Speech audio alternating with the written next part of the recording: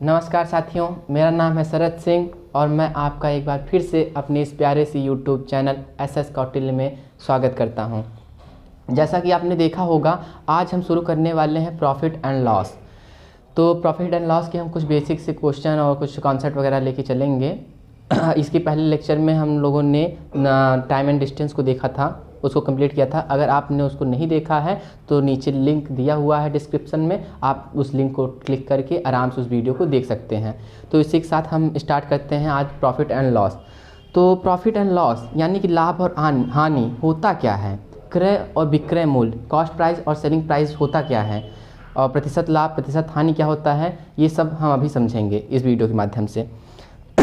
तो आज हम थोड़ा सा बेसिक सा लेके चलते हैं और इसकी दूसरी वाली वीडियो में हम कुछ अच्छे लेवल के क्वेश्चन जो एसआई और एसएससी वगैरह के लिए मोस्ट इम्पॉर्टेंट है उसको भी देखेंगे। तो इसके साथ हम शुरू करते हैं कि आज का वीडियो कि लाभ और हानि होता क्या है। मान लीजिए कि मैं एक दिन चौक गया, वहाँ से मैंने अपने लिए एक साइकिल खरीदी। मैं साइकिल बनाता हूँ, ये रही,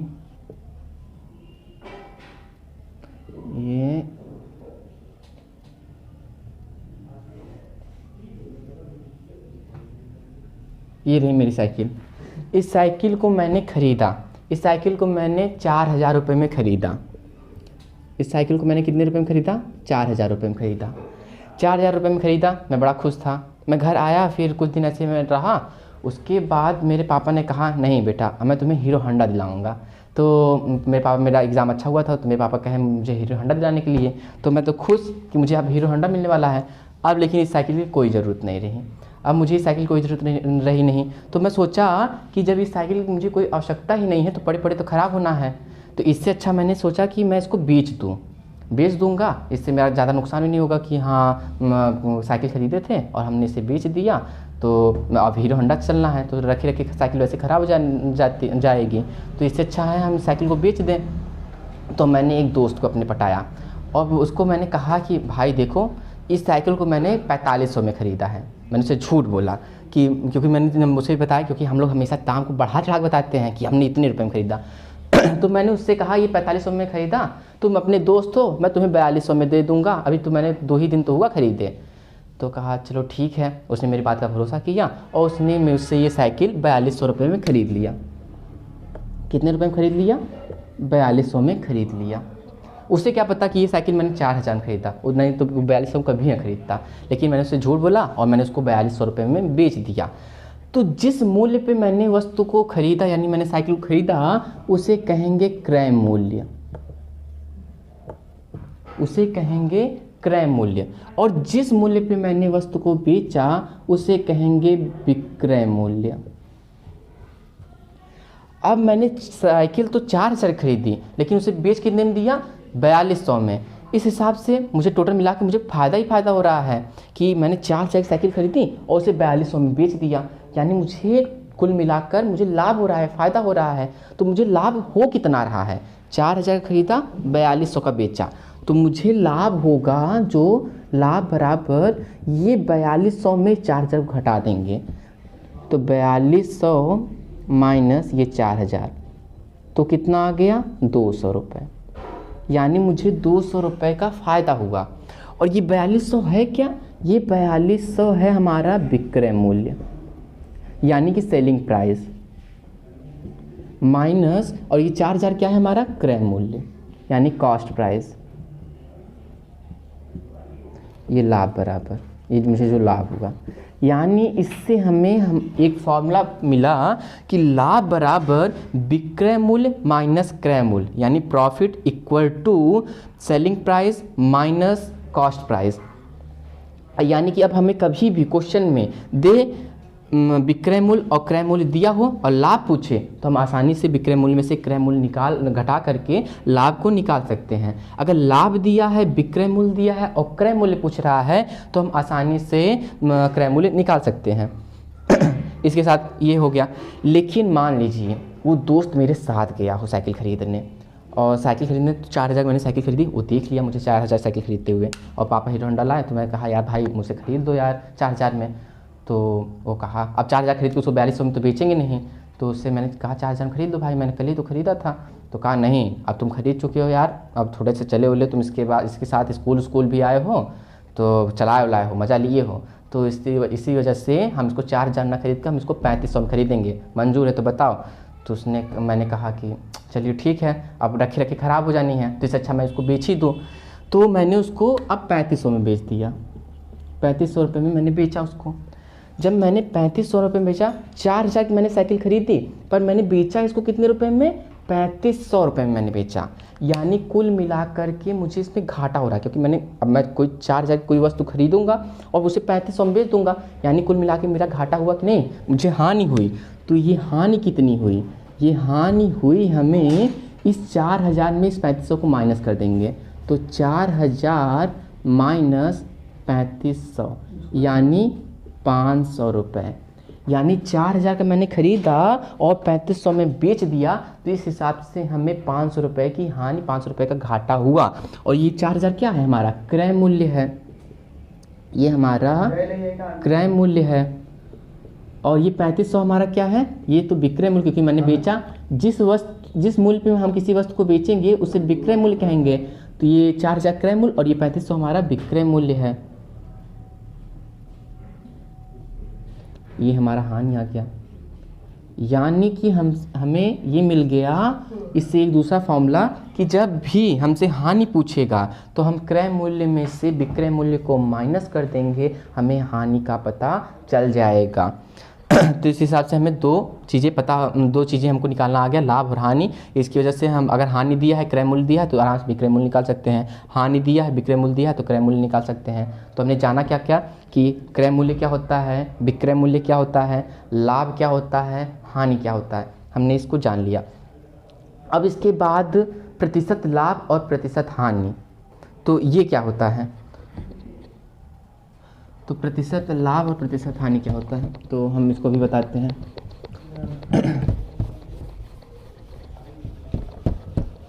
जब भी आपको क्वेश्चन में दिखे क्रय मूल्य दिया है, विक्रय मूल्य दिया है, प्रतिशत लाभ पूछ ले, या लाभ दिया है और आपको क्रय मूल्य दिया है, प्रतिशत लाभ पूछ ले, तो क्या करेंगे, तो इसका एक फॉर्मूला होता है, प्रतिशत लाभ बराबर लाभ प्रॉफिट गुणे 100 बटे कॉस्ट प्राइस क्रय मूल्य, और प्रतिशत हानि होती है क्या,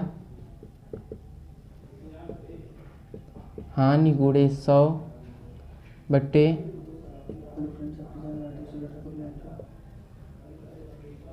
क्रय मूल्य। मतलब कि जब हमसे प्रतिशत लाभ पूछेगा तो हम ये फॉर्मूला लगाएंगे, प्रतिशत हानि पूछेगा तो ये हम फॉर्मूला लगाएंगे। बस हानि अगर प्रतिशत हानि पूछेगा तो लाभ जहाँ हानि लिख देंगे, प्रतिशत लाभ पूछेगा तो यहाँ लाभ लिख देंगे, बस बाकी हमारा सब सेम रहेगा। नीचे हमने लिखा है क्रय मूल्य, यानी कि हमें इस हिसाब से इसको अंदाज़ा लगाना चाहिए कि जब भी हमसे लाभ हानि पूछा जाता है या प्रतिशत लाभ या प्रतिशत हानि पूछी जाती है तो हमेशा क्रय मूल्य पर ही निकाली जाती है। जैसे कि अगर हमसे पूछेगा 5 120 का कितना परसेंट है, तो 5 120 का कितना परसेंट है, तो 5 का 100 से गुणा करके बटे 120 कर देंगे, यानी हम इस पे निकाल रहे हैं कि 5 कितना परसेंट है।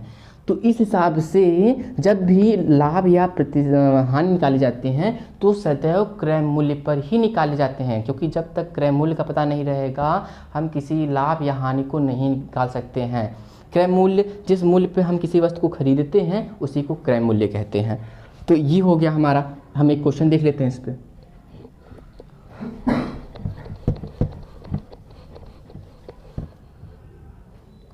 मान लीजिए हमारे सामने क्वेश्चन आ जाए क्या कि एक दुकानदार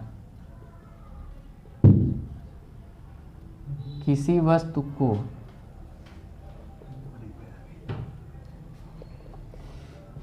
₹120 में खरीदता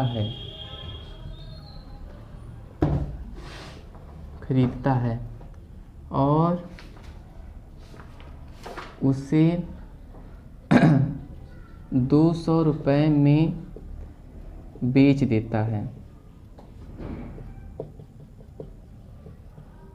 तो लाभ ज्ञात कीजिए।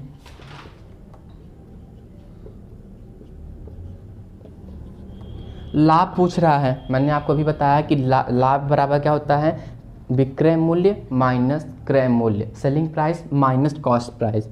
तो लाभ बराबर हमने भी निकाला कि जो विक्रय मूल्य हो यानी 200 है, जिस मूल्य पर किसी वस्तु को बेचा जाता है उसे विक्रय मूल्य कहते हैं, माइनस जिस मूल्य पर वस्तु को खरीदा जा रहा है यानी क्रय मूल्य 120 बराबर 80 रुपये, यानी हमारा लाभ ये आ गया 80 रुपये। अब मान लीजिए क्वेश्चन में ये ना पूछे कि लाभ ज्ञात कीजिए, प्रतिशत लाभ पूछ ले कि प्रतिशत लाभ ज्ञात कीजिए। तो क्या करना है, लाभ हमें पता हो गया 80 रुपये का लाभ आ गया, तो प्रतिशत लाभ बराबर क्या होता है, लाभ गुणे 100 बटे क्रय मूल्य। ठीक, लाभ गुणे 100 बटे क्रय मूल्य, तो लाभ कितना है 80 गुणे 100 बटे क्रय मूल्य कितना है हमारा, क्रय मूल्य 120 रुपये है।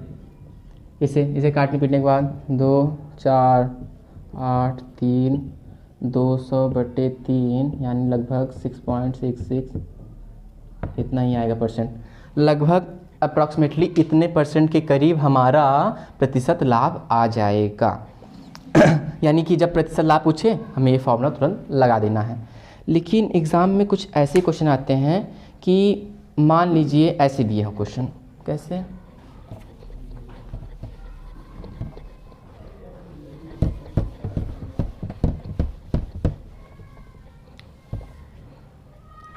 कि एक दुकानदार किसी वस्तु को 120 रुपये में खरीदता है और उसे 5% लाभ पर बेच देता है,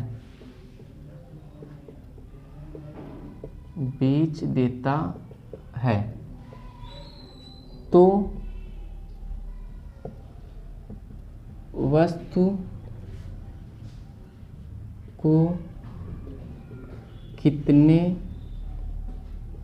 रुपए में बेचा गया।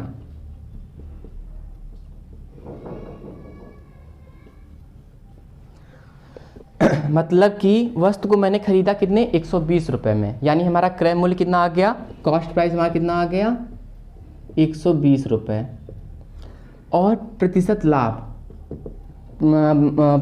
हमारा कितना आ गया है 5%, और हमसे क्या पूछ रहा है, सेलिंग प्राइस विक्रय मूल्य पूछ रहा है, कितने रुपए में बेचा गया ये हमसे पूछ रहा है। जब भी ऐसा क्वेश्चन आप देखें, आप कदापि ये ना लगाएं कि यहाँ से हम प्रतिशत लाभ का फॉर्मूला लगा कि लाभ गुणे 100 बटे क्रय मूल्य, फिर यहाँ से लाभ निकालें, फिर यहाँ से SP माइनस CP रखें, फिर उसके बाद निकाल लें, ये बहुत लंबा चौड़ा हो जाएगा। आंसर उससे भी आएगा पर वो लंबा हो जाएगा। जब हमारा काम एक सुई की नोक से चल रहा है तो हमें ब्रह्मास्त्र यूज करने, तलवार यूज करने की कौन सी आवश्यकता पड़ी है। तो हम क्या कर देंगे, यहाँ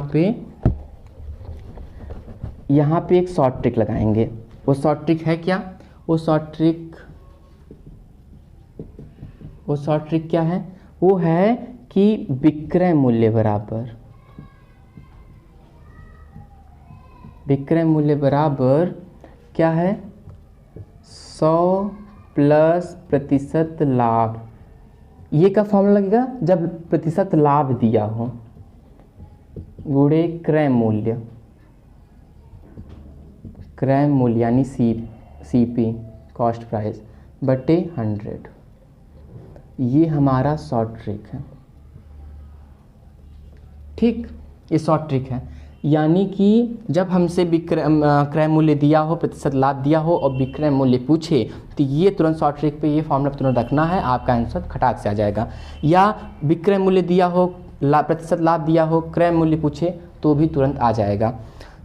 अब इसको क्वेश्चन को इसमें रख के देखते हैं क्या आना है। हमसे यही पूछ रहा है, SP पूछ रहा है, यानी कि विक्रय मूल्य सेलिंग प्राइस। तो 100 में 5 को जोड़ दिए, यानी इधर से आ गया 105 मल्टीप्लाई हो गया किससे, क्रय मूल्य कितना है 120 बटे 100 हो गया, काटे फिर यहाँ से आ गया अच्छा इतना रुपए हमारा क्या आ गया, विक्रय मूल्य आ गया है। 126 रुपये हमारा विक्रय मूल्य आ गया। हमने क्या किया, इसमें 100 में प्रतिशत लाभ को जोड़ा और क्रय मूल्य से गुणा करके बटे 100 कर दिया, मतलब कि 100 से डिवाइड कर दिया, हमारा आंसर आ गया। तो ये आया कहाँ से है, हमने निकाल तो दिया, इसको शॉर्ट ट्रिक लिख तो दिया, लेकिन ये आया कहाँ से, ये दिमाग में आता है। तो मैंने अभी आपको बताया होगा कुछ देर पहले कि जब भी हम प्रतिशत लाभ, प्रतिशत हानि या लाभ हानि निकालते हैं तो हम सदैव क्रय मूल्य पर ही निकालते हैं। यानी ये जो क्रय मूल्य है ये अपने आप में 100% होगा, क्रय मूल्य अपने आप में 100% होगा। तो यानी ये 120 रुपये 100% के बराबर है। और मैंने इसको बेचा कितने पे, 5% लाभ पे मैंने इसे बेच दिया है। जब मैंने इसे 5% लाभ पर बेच दिया है, यानी अब हमको निकालना है कि 100% तो 120 रुपये है, तो 105%, क्योंकि लाभ जुड़ जाएगा तो 105% कितने के बराबर होगा। तो 105% निकालने के लिए पहले 1% निकालेंगे एक नियम से, तो 120/100 कर दिए, फिर 105% क्या होगा, 105% 120/100 गुणे 105, यही लिखा है, सेम लिखा है। यही हमारा क्या है, विक्रय मूल्य। 105% क्या है हमारा विक्रय मूल्य, क्योंकि इतने के लिए तो बेच रहे हैं।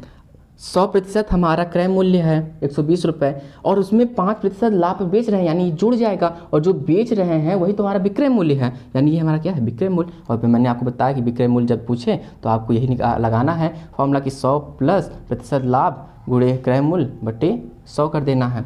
अब मान लीजिए प्रतिशत लाभ ना पूछ कर प्रतिशत हानि पूछ लें। यहाँ पर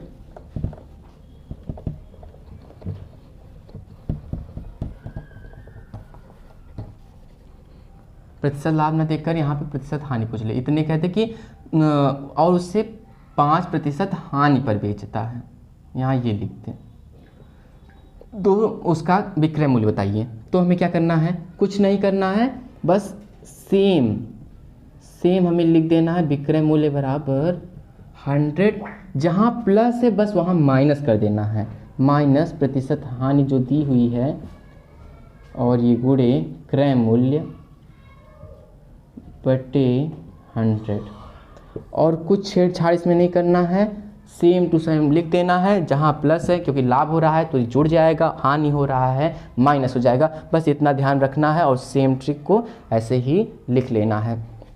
अब इसको मान लीजिए हम करके देखें कितना आ जाएगा। तो 100 - 5 120 से गुणा किए, 100 से डिवाइड कर दिए, यहाँ 95 120/100, इसको सॉल्व कर लेंगे, हमारा विक्रय मूल्य आ जाएगा। और ये कहाँ से आया है, ये भी सेम तरीके से आया है, क्योंकि जो क्रय मूल्य है अपने आप में 100% होगा, और हम इसे 5% हानि पर बेच रहे हैं, यानी कि हम इसे बेच कितने पर है, 95% पर। तो यानी कि जब 100% 120 है तो 95% कितना हो जाएगा, 120/100 गुणे 95। यही लिखा है, यही लिखा है, सेम लिखा है ना। तो ये हमारा क्या है, विक्रय मूल्य है। यानी हम याद रखेंगे, जब हमें प्रतिशत लाभ और क्रय मूल्य दिया है, विक्रय मूल्य पूछे तो ये फॉर्मूला लगाना है, और जब प्रतिशत हानि और क्रय मूल्य दिया है, विक्रय मूल्य पूछे, ये लगाना है। यहाँ क्रय मूल्य जहाँ विक्रय मूल्य दे सकता है और क्रय मूल्य पूछ सकता है, तो सेम वही रखना है। तो ये आपको ये छोटा सा बात समझ में आ गया होगा। अब लेकिन मान लीजिए ऐसा एक क्वेश्चन आ जाए, मैं आपको हर टाइप के क्वेश्चन को बता रहा हूँ किस तरह के क्वेश्चन आ सकते हैं।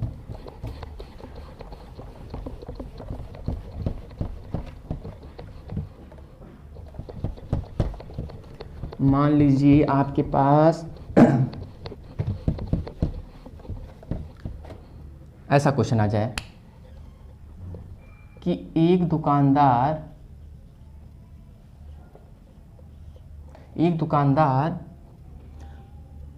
दो वस्तुओं को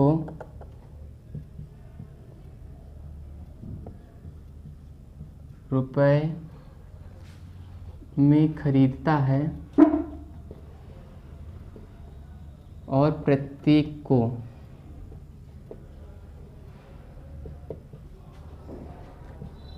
5% लाभ और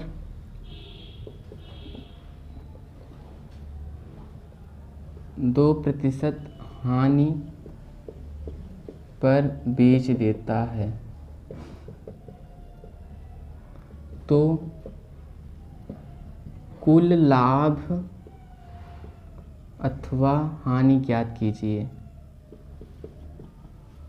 कुल प्रतिशत लाभ या प्रतिशत हानि ज्ञात कीजिए।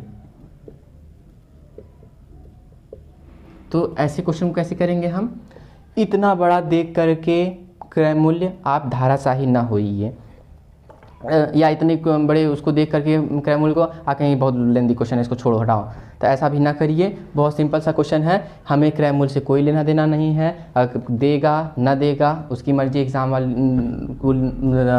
एग्ज़ाम पेपर पे निर्भर करता है। लेकिन अगर मान लीजिए नहीं आया है तो कोई बात नहीं, अगर आया भी है तो भी कोई बात नहीं, हमें प्रतिशत लाभ प्रतिशत हानि से मतलब है। तो इसके लिए एक फॉर्मूला है, क्या है? कुल प्रतिशत लाभ अथवा हानि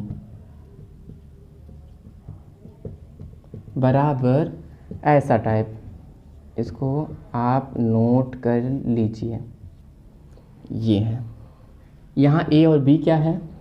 ए प्रतिशत लाभ है, बी प्रतिशत हानि है। लाभ को प्लस में लिखना है, हानि को माइनस में लिखना है। ये जरूरी नहीं है, यहाँ दोनों लाभ हो सकते हैं, ए और बी दोनों लाभ सकते हैं, ये प्रतिशत लाभ ये भी प्रतिशत लाभ। अगर कहते कि इतने को 5% लाभ और दूसरे को 6% लाभ पर बेचा गया, 2% लाभ पर बेचा गया, तो दोनों को प्लस में रखेंगे। अगर एक को लाभ में दूसरे को हानि बेचा गया तो एक को प्लस और दूसरे को माइनस रखेंगे। अगर दोनों कहेगा माइनस में है तो दोनों को हम माइनस कर देंगे। तो यहाँ पे क्या है कि 5% लाभ पर बेचा है तो इसे 5 लिख दिए प्लस में, और इसे कह रहा है कि 2% हानि पर बेचा गया है तो -2 कर दिए। फिर प्लस और माइनस का गुणा कितने होगा? माइनस आएगा, तो यहाँ ये माइनस और ये 5 दूनी 10 हो गया बट्टे 100 हो गया।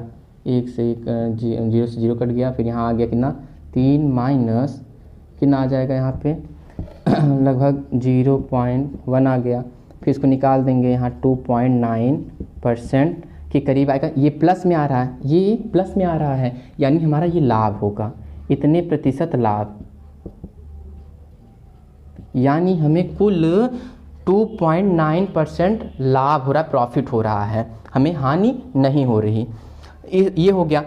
और लेकिन अगर मान लीजिए ऐसा आ जाए कि हमें क्या दे दे कि 5% लाभ और 5% हानि पर बेचा गया है, ऐसा आ जाए तो हमें क्या करना है? तो आप इतना जान लीजिए कि इस कुल में हमें हानि ही होना है। अगर उतने ही लाभ प्रतिशत लाभ और उतने ही प्रतिशत हानि पर बेचा गया है तो हमें हानि ही हानि होगी, लाभ नहीं होगा। तो हमें क्या लिखना है यहाँ पे? और इसे और छोटा कर सकते हैं, तो यहाँ लिख देना है 5/10 और इसका स्क्वायर करना है, इतने ही प्रतिशत हानि होगी, ख़त्म। तो इसको हम करें, कितना आ गया? 2 यानी 0.5 उनके 5 है दोनों, तो इसको कर दिए, इसका स्क्वायर कर देंगे, आ जाएगा कितना आ गया?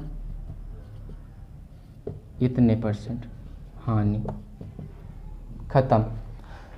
मतलब कि जब हमें प्रतिशत लाभ और प्रतिशत हानि दोनों बराबर दिया हो, हमें क्या करना है? जो उभयनिष्ठ प्रतिशत लाभ या उभयनिष्ठ प्रतिशत हानि है उसको लिखना है, बटे 10 करना है, टोटल का स्क्वायर कर देना, हमारा प्रतिशत हानि आ जाएगा, क्योंकि इसमें लाभ होना ही नहीं है, इसमें प्रतिशत हानि ही होगी। ठीक,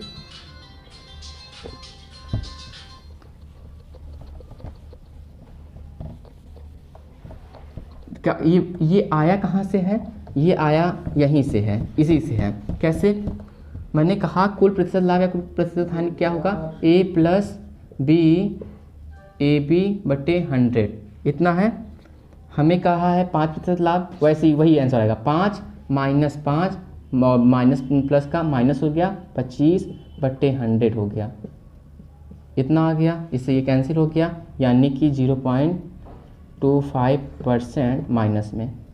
अब माइनस में है यानी ये प्रतिशत हानि है। मैंने कहा प्लस में अगर आएगा तो आपका लाभ है और माइनस में आएगा तो हानि है। माइनस में आया और अभी मैंने जो उस शॉर्ट ट्रिक से निकाला था वही था कि 5/10 कर देना है, 10 नीचे लिखना है, और जो उभयनिष्ठ लाभ या प्रतिशत हानि दिया है उसे लिखना है, उसका स्क्वायर कर देना है। तो इसका भी यही आया है, इतने प्रतिशत हानि। सेम ये यहीं से आया है। क्यों? क्योंकि जब दोनों सेम है तो कट गया, और फिर कटने के बाद इसका यहाँ 5/10 का स्क्वायर ही तो लिखा है, ये 25/100 क्या लिखा है? 5/10 का स्क्वायर ही तो लिखा है। तो वही है, ये यहीं से उत्पन्न हुआ है। तो हमने आपको अभी कुछ बेसिक सा कॉन्सेप्ट वगैरह बता दिया है इस लेक्चर में। अगले लेक्चर में हम आपको कुछ और भी बताएंगे और उसके साथ साथ एसएससी और एसआई की कुछ मोस्ट इम्पॉर्टेंट क्वेश्चन भी कराएंगे। तो इसी के साथ हम आपसे इजाज़त लेना चाहते हैं और जाते समय एक शायरी बोलना चाहेंगे कि अभी सूरज डूबा नहीं जरा सी शाम होने दो, अभी सूरज डूबा नहीं जरा सी शाम होने दो, मैं खुद लौट जाऊंगा पहले नाकाम होने दो। मुझे बदनाम करने का बहाना ढूंढता है ज़माना, मुझे बदनाम करने का बहाना ढूंढता है ज़माना, मैं खुद हो जाऊंगा बदनाम पहले मेरा नाम तो होने दो। तो इसी के साथ दोस्तों जय हिंद।